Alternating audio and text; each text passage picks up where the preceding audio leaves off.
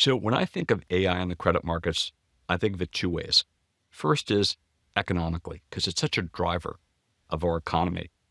And what happens, it's hard to see how it's going to actually accelerate from here. So the issue, if it deaccelerates, what's going to be the impact? So that's probably, to me, the biggest issue. And if it deaccelerates, will people be taking down their economic growth assumptions? And then there's the trying to line up where the best opportunities are between the different markets. And it could be the investment grade market, could be the better risk adjusted opportunity. Welcome to Goldman Sachs Exchanges, Great Investors. I'm John Waldron. I'm about to sit down with Steve Tenenbaum. Steve is the founder and CIO of GoldenTree Asset Management, a credit manager with over $70 billion in assets under management. He also happens to be one of the sharpest and most successful debt investors in the world. Today, I'll find out what's behind his success and where he sees opportunities ahead. Steve, welcome to Great Investors at Goldman Sachs. John, it's great to be here. So your first job was at Kidder Peabody, I believe? Yes. And then Mackay Shields, Yes. which is where you and I met. Yes. How would you describe your early career and lessons learned in those first couple jobs? So when I think of Kidder Peabody, 2-year investment banking training program, focusing on M&A and high yield. And I went from an environment, being a student, where I had 25 to 30 hours of work each week to having 100 hours of work. So very overwhelming. I'm sure that you could relate, from your experience at Bear. And I was overwhelmed. So I had to have this strategy of, okay, I have to, what do I want to accomplish? How am I going to curate my day? And really be very deliberate about that. So that was probably the biggest memory of Kidder was, how do I approach a day? What do I want to accomplish? And be very deliberate, results oriented. In Mackay, I get there, and within 2 years, they give me the portfolio to run. So it's about $500 million. It's ranked 89 out of 91, which I didn't realize for anybody who's about to take over a portfolio, that is the best position that you could be in. That was a gift. Yes, yeah. There's only one place to go. And I was proud within 3 years, we took it to number one. But my approach was, okay, how are we going to do better? And I had a couple of moves. The first move was, if I think earnings are going to be better than what the market does, I bet the bonds are going to go up. So we had that earnings momentum. And the other was for some of these distressed names or stress names, which there were a lot in the early 90s, this was around the S&L crisis, that if there was intrinsic value, if companies were trading below intrinsic value, then we could, there would be interesting creates. So for something like an RJR and Nabisco, that would be the earnings momentum, and that they could grow into their balance sheet. And it seemed like with Philip Morris at 9 to 10 times EBITDA, and you can create RJR and Nabisco closer to 4 times in the mid to high teens, that there was something to do there where they could equitize part of the balance sheet, and that would be good. Or Six Flags, where you could create the debt at 50 cents on the dollar at 3 times. Another thing, kind of an early lesson, so that was a strategy, but an early lesson was trying to think of how do other portfolio managers think? And that was something that I began to, being in a mutual fund where there's inflows and outflows, began to think, how do they behave and why? Kind of a game theory approach, or? It wasn't so much a game theory as watching them behave. So in other words, a game theory is what's the logical way, opposed to no, what do they do and why do they do it? So for instance, when I got outflows, I try and sell the hardest stuff first because I noticed I couldn't sell it in a week or two, whereas they would sell the most liquid stuff first. And so, so moves like that. Later, one of the moves that I ended up doing later was after the financial crisis, I couldn't sell any loans at 82 cents because you got dinged. It was very prohibitive to buy a loan at 82 cents. But if I sold it at 86 cents, you got much higher credit in the CLOs.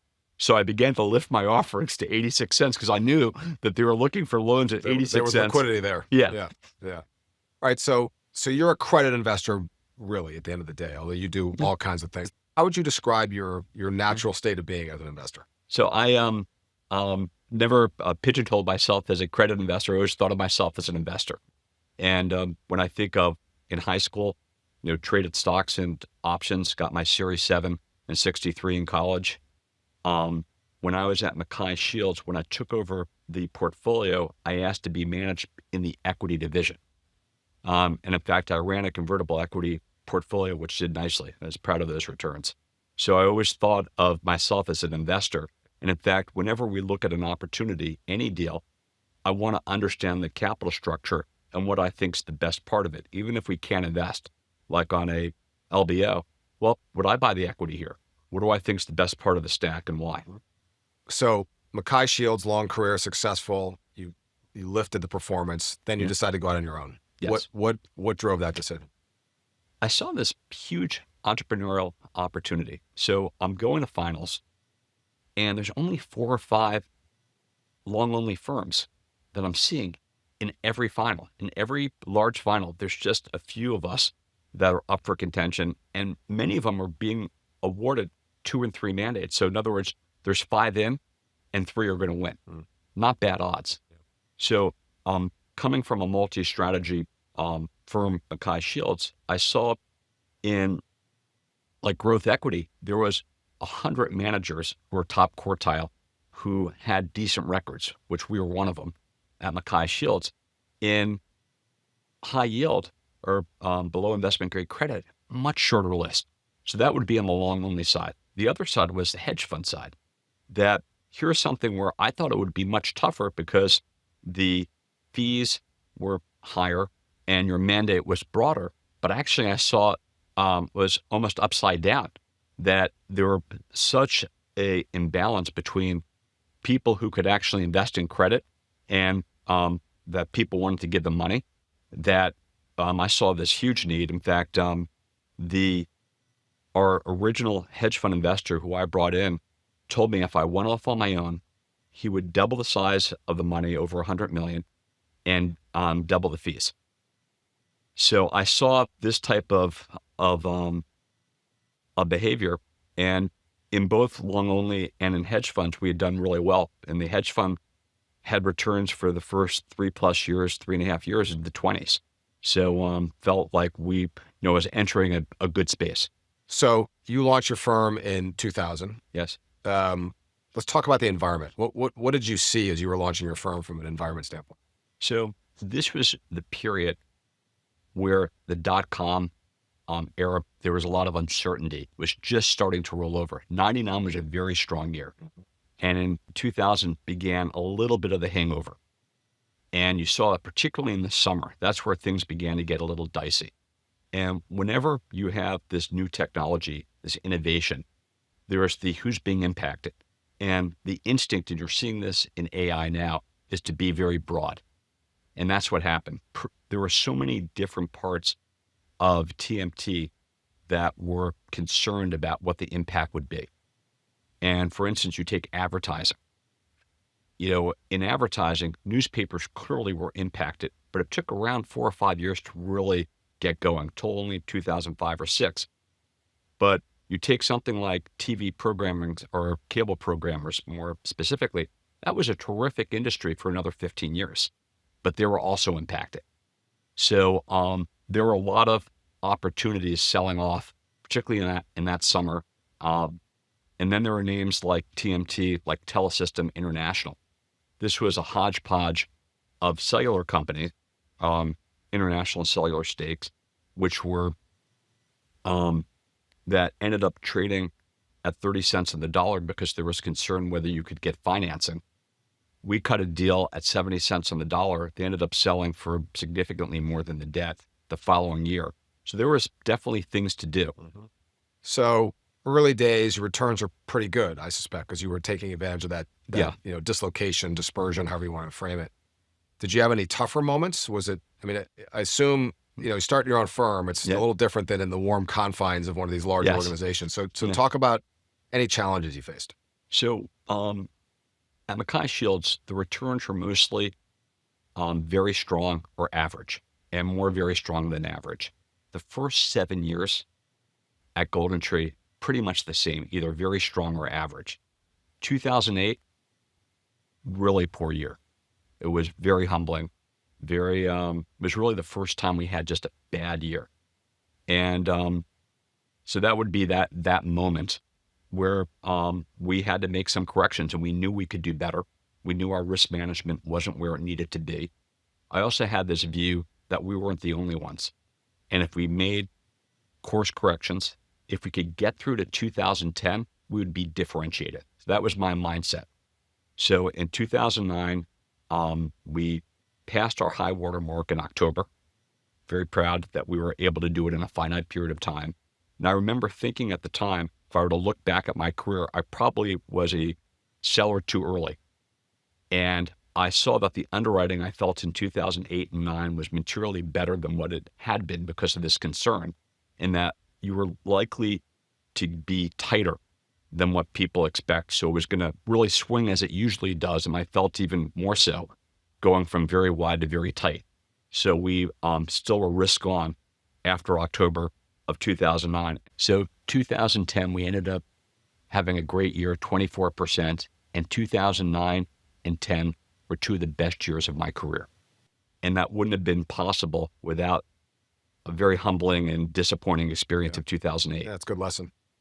Talk about your research process. I've always found you guys to be very granular, very focused on details, but there must be something about the process, and maybe it's part of what you just said in terms of changes you made in risk management. Just talk about how you construct that process. It's interesting because I think you might find it surprising that there's aspects that are granular, but very targeted granularly. So we start with providing a margin of safety, guardrails. So if we're investing in senior debt, it's 2 times asset coverage. So loan to value of 50%. If it's junior debt, we want to have 1.5 times asset coverage. And that's basically gives us a margin of safety. From there, we're looking for what are the 5 or 6 issues that are going to drive the investment to be successful. And we want to understand kind of how did we get here and where are we going? And there's certain firms that want to have large investment memos that are very granular to be as complete as possible. That is not us. We have very senior experienced analysts. I think we have the best analysts on the street. We certainly, by reputation, have very experienced and accomplished analysts with 15 years experience plus, but they are fluent in the issues. But when they're talking about an investment, it's, hey, what are the 5 things or 6 things that make it work? And then what's the mosaic to execute? We want to have confirming explanations for why our thesis is going on. And by the way, if it's hard to keep track of or to confirm, we should discuss it. And then it becomes an allocation issue if we like the idea. Interesting. All right. So let me talk about distress, Yes. where, that's the catching falling knife question I want to ask you. Yes. So how do you avoid the value trap of this thing looks really cheap, but then realize it's gotten a lot cheaper because, it should have gotten cheaper. Yes. I've been there. And it's such a great question. It really goes to your screening process on distressed investing. And part of this is what is starting out with a very tight premise. So I'll give you an example of the directory industry. Here's an industry that clearly was shrinking, disappearing, and had a lot of Chapter 22s and 33s. We made $800 million on the directory business, very high competitive, high 20s returns. How do we do that? Our entry price. One of the things on distress, people talk about the prospects of the business and never talk about the entry price. I'm always surprised on that. We got in at 1.5 times enterprise value. That was our average buy-in. Second was, what's the strategy? We were involved with management teams that were returning capital and not trying to reinvent themselves. I remember having a conversation with management team up in Canada where they were saying, you don't understand, the business is going away. And if we don't spend money to reinvent ourselves, we're going to have to liquidate. I go, exactly. Please don't do that. We want you to, the business is shrinking and you need to be in front of it, not necessarily try and reinvent yourself with a very uncertain success rate. And that's what was happening a lot in the industry. So aligning ourselves with managements that knew their own situation, were committed to returning capital and being involved in an attractive price. So it's those would be some of the variables that we pay attention to. Okay. There are a lot of good investments you've made over a long career, but are there particular situations that stand out to you? You've mentioned a few already, but just situations you look back and say, we really got that right. Sure. We really are proud of what we did there. So a lot of the investments start out with a thesis, and when the thesis keeps working, we keep at it. So I'll give you an example in European banks. So we started an investment with BAWAG, and we were involved a little bit before the financial crisis, but added significantly after, and they needed to raise equity capital because their debt to equity was offsides, as many, if not most of the banks were after the financial crisis. And when we invested, we thought that they could do around a high single-digit return on equity, and they could potentially get it to 12%. And if we got it to 12%, you could get out at book. And it was primarily a retail bank, so book seemed like a pretty safe assumption at the time. They did much better. They ended up very quickly going to the mid-teens return on tangible equity. But how they did it, some of their tuck-in acquisitions, how they were valued, what the ECB's approach was, how the ECB actually was a much better advocate and partner than maybe what the news was reporting about the ECB and what their approach to banks were. So having that inside track, we were able to extrapolate and go broader in the industry. And by the late teens, we saw that many of the European banks were having return on tangible capital around 10%. They were trading at 60% of tangible book.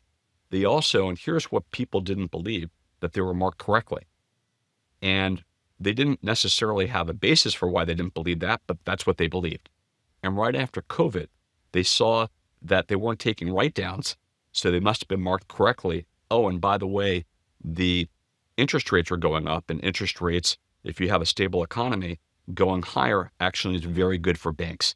And their return on equity went from the around 9-10% to 14-15%, and the books are now trade well over book.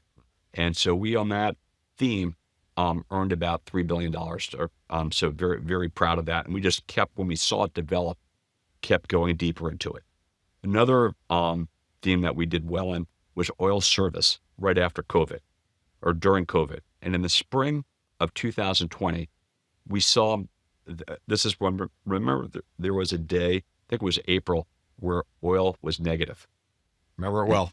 And we believed that because there was, because of the short-term dynamics caused by COVID, if you believe the economy and the world would get back to a semblance of normal, that oil and the suppliers to oil would do very well. And you were able to buy, whether it was onshore or offshore, oil service companies at a 70% discount to what we felt their earnings, reasonable earnings capability should be. And on replacement value was like an 80 to 90%.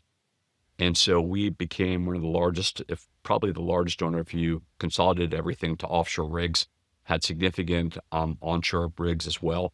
And that trade, we earned about $1.5 billion on that trade, and it worked out very nicely. Those are two good examples. So GoldenTree, to me now, is quite multi-asset, multi-strat. You're covering a lot of different asset classes. How did that develop? What's the strategy been? Where do you think it goes from here? So we're always looking at what the best risk-adjusted way to play a theme. Take for instance, cable is very much under siege. There's concerns about streaming, threatening their subscribers, broadband, threatening their subscribers. And we're looking, what's the best way, if we think this is a viable business, to invest? We can do it through a larger distressed cable name. We could do it through public company. So we're always thinking, what's the best way to do something? You're seeing an AI right now. Whatever has the most demand for product is where they're financing. Some is in structured products, some's in corporate, some's in the equity market to help fund their the spend. So we wanted to have a broad playbook And what the issue for us was to try and determine what are everlasting opposed to being a situational tourist or accent. And what do we feel is going to be a business that we want to commit to? And we saw structured products as an area, real estate as an area, emerging markets, a great example. You look at something like Argentina, and you can invest in the sovereign debt. And it's done terrific. And if that's all you did the last 2 years, you're very happy. But it turns out that you can invest in the province debt, which is less liquid, but in all the restructurings has had materially better, this is broadly speaking, recoveries. And they trade cheaper. So in the upside scenario, you're going to participate, if not more so. And in the downside scenario, you're better protected. You wouldn't know that unless you had a dedicated EM group. Makes sense. All right. You've referenced AI multiple times, not surprisingly. Yes. Current view on AI and the impact it's going to have on the credit markets. So when I think of AI in the credit markets, I think of it two ways. First is economically, because it's such a driver of our economy. And what happens, it's hard to see how it's going to actually accelerate from here. So the issue is if it deaccelerates, what's going to be the impact? So that's probably, to me, the biggest issue. And if it deaccelerates, will people be taking down their economic growth assumptions? Then there's the impact on the markets. And what's a little peculiar is how small as a percentage of the index AI financings are. It's only about 2% in below investment grade. It's been mostly financed in investment grade. It's already pressuring that market. You see it's out 8 to 10 basis points even in the last week. And I think part of that is all these financings.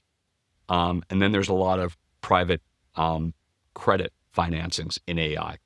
So my main issue is going to be the impact on the economy. And then there's the trying to line up where the best opportunities are between the different markets. And it could be the investment grade market, could be the better risk adjusted opportunity. You see something like SpaceX is wider by, I think, 50, 60 basis points already. And that might be just a better, some of the easier opportunities out there as a result. You think we'll see more dispersion because of the dislocation and the disruption of the technology? I would be shocked if we didn't see more dispersion. I'd give odds that yes. Yeah. We Okay. would. And credit spreads seem tight. Yep. Market's pretty buoyant. How do you feel about that? So if you go back to like environments, what's like environments?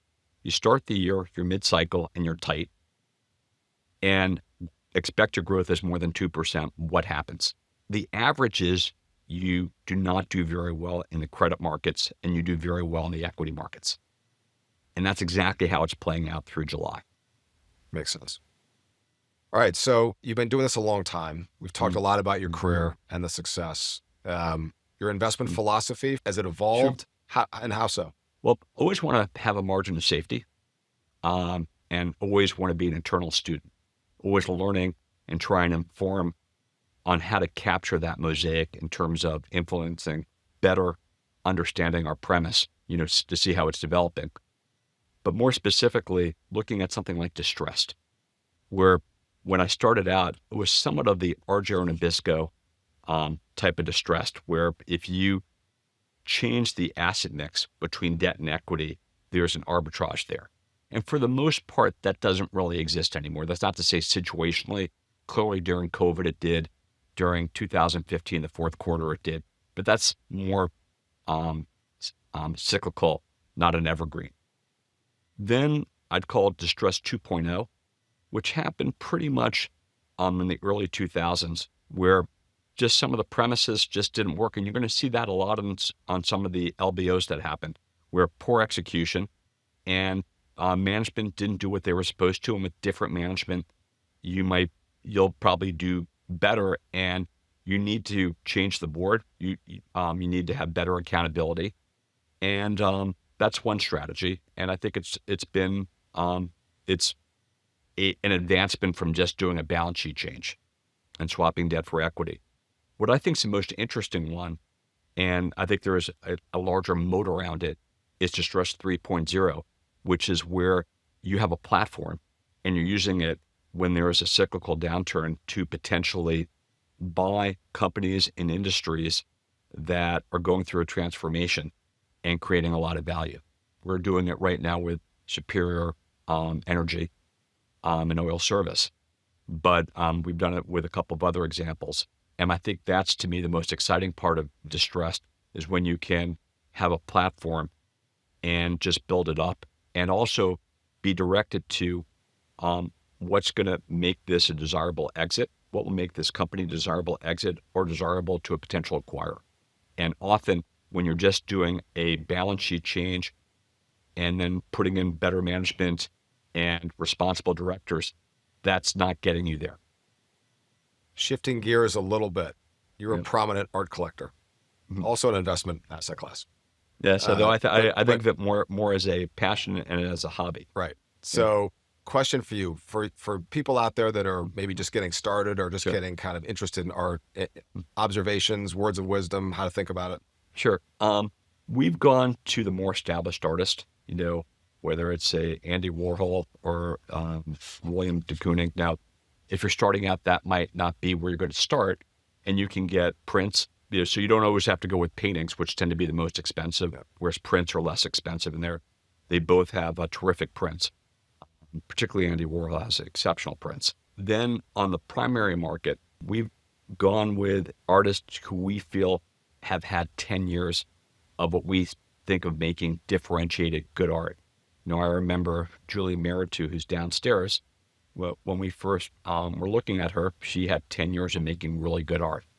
And I remember buying a drawing of Julie's, and we have since collected more. Julie's on the lobby of Goldman Sachs, for those who may not know. But she already had a record of making very good art. I found it's stood the test of time the best. Makes sense. All right. We like to end these conversations with a lightning round. Okay. So here we go. What is your greatest strength as an investor? Having a process and sticking with it. So being on discipline, being reflective.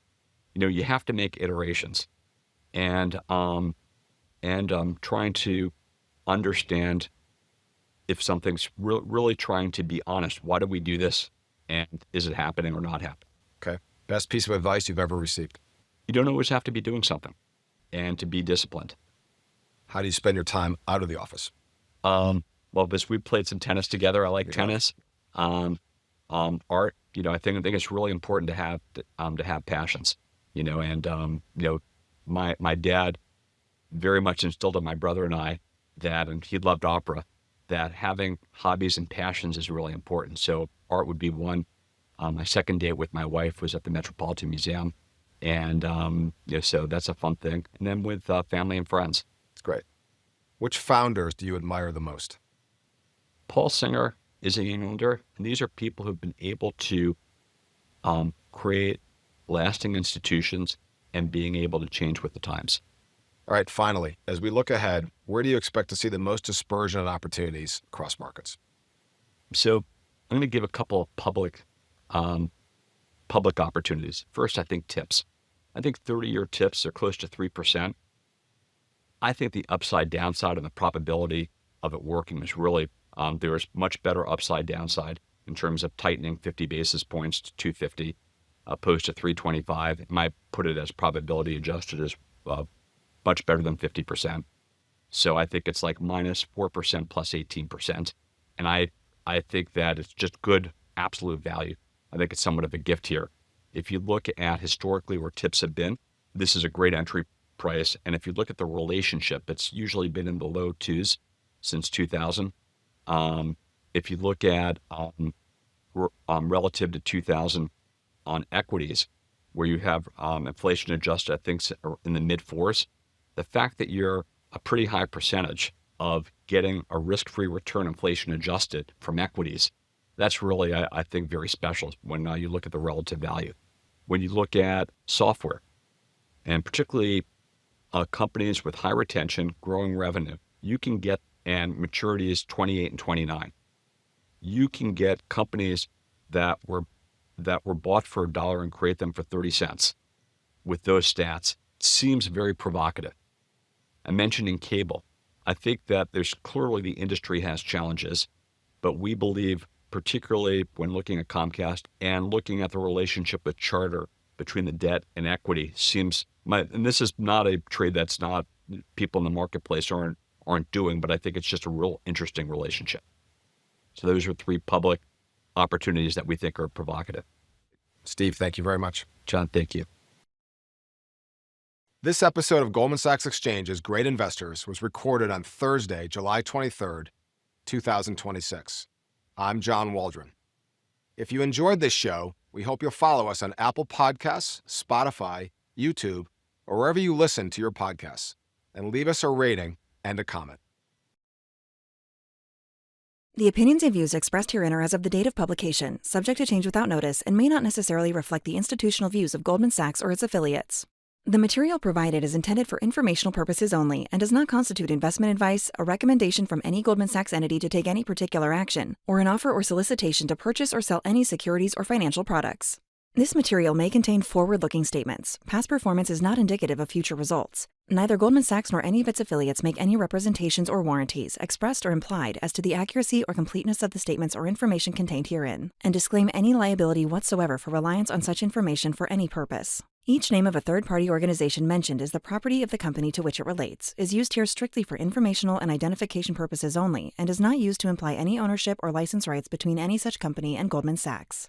A transcript is provided for convenience and may differ from the original video or audio content. Goldman Sachs is not responsible for any errors in the transcript. This material should not be copied, distributed, published, or reproduced in whole or in part, or disclosed by any recipient to any other person without the express written consent of Goldman Sachs. Disclosures applicable to research with respect to issuers, if any, mentioned herein are available through your Goldman Sachs representative or at www.gs.com/research/hedge.html. Goldman Sachs does not endorse any candidate or any political party. Copyright 2026 Goldman Sachs. All rights reserved.